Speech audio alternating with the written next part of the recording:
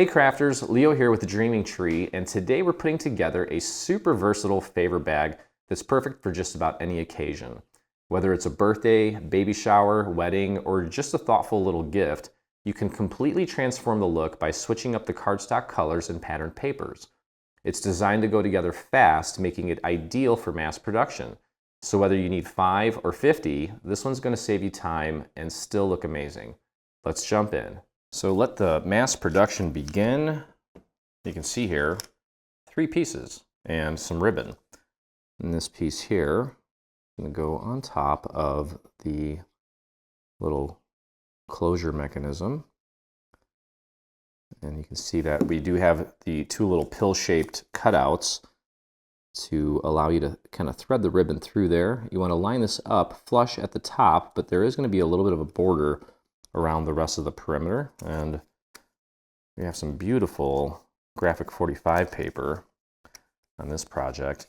Now, one thing to keep in mind here is we want it to close like this so that these pill shapes match up with this little pill shape here, the 2, which means that we're actually going to glue it to this little area here on the back. And what we'll do is kind of do it like this. You can see there's a little cutaway there, and that is for this little handle part. So we can actually use, well, I guess it's not a handle, it's more of like a see-through sort of thing. I guess you could use it as a handle, but either way, we're going to apply our glue to this part here, like so.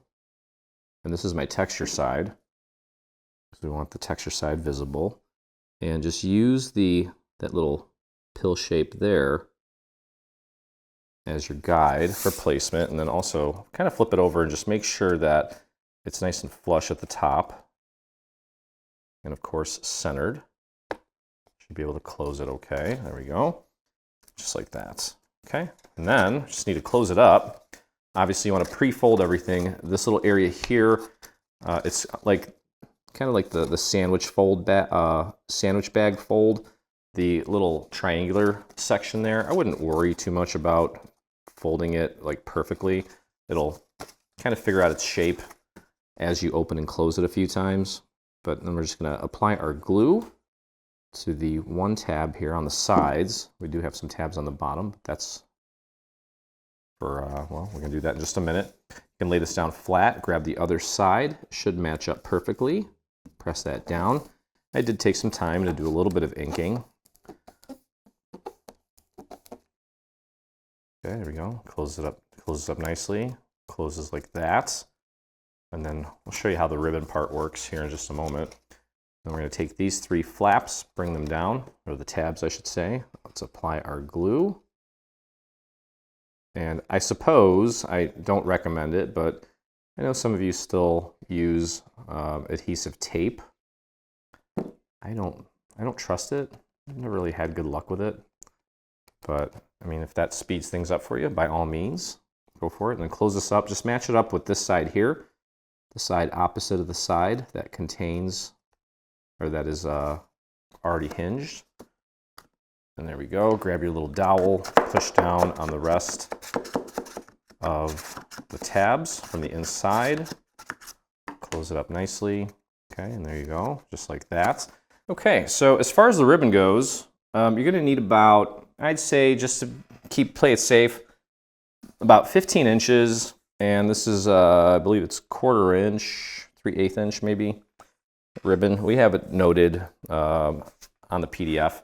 But what you're going to do is you're going to feed one through, you got to go from the inside, just poke it out, grab the other end, poke it through that little slit as well.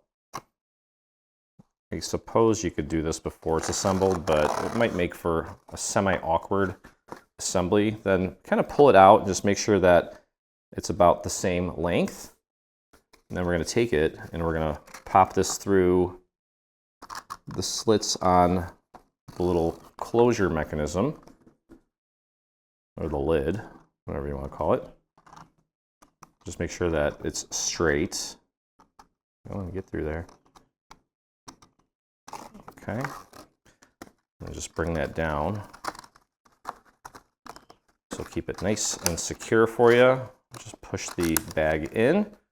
Okay, and then once it's in, I don't want you to tie any knots or anything ahead of time. Just literally make a bow, and kind of like the old school way of tying your shoes, just tie it like that, okay? And then you can kind of fix it up a little bit, make the tails come down, figure out the length that you want, pull the tail through here. And maybe this isn't like the best ribbon. I would probably maybe go with something a little more malleable. This ribbon's kind of thick. Yeah, I'm not so sure about this ribbon. I might get something a little different, but you get the idea. And then you can just kind of trim off the tail to whatever size you want. I would probably keep it.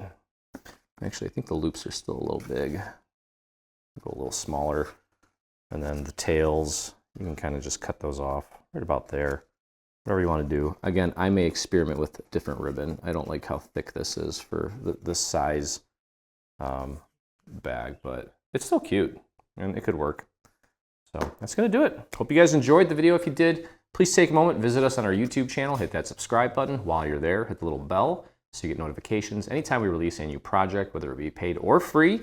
And if you make this or anything from our latest bundle, I would love to see it, and so would the rest of our community. So head over to your Facebook and do a search for Dreaming Tree Official. That's where you'll find myself and about 48,000 of our closest crafty friends. So hope you had a blast.